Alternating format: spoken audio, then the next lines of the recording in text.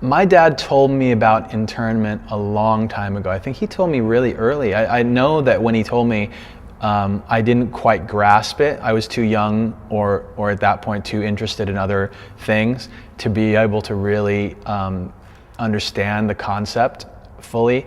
And when and you'll see it, and as you get a little bit older, you'll start to see it in history books at school and whatnot.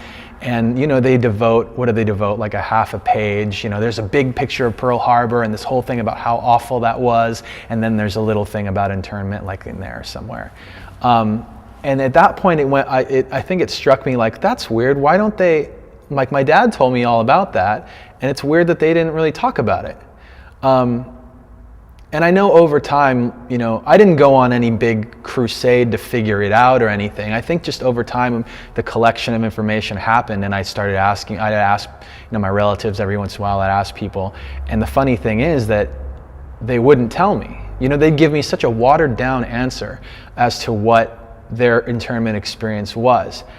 I think that bothered me because of the "it can't be helped" attitude. The shikataganai attitude is, so it was so useful back then, but these days, in my opinion, right now, I just don't. I think that for my generation has been a little bit of, it's been a little bit of a detriment, a little bit of a thing, like something that we personally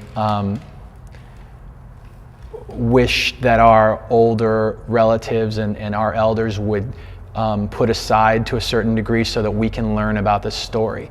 And so when I was making this Fort Minor record, my new record, it is like more of a solo kind of project. It is more of a focus on my experiences mixed with, my creative ideas. I'm making all the music, producing every song, mixing every song, and then lyrically I wanted to get in some things that were my own. So I got into that subject a little bit, did an interview with my dad, who's the second to youngest of 13.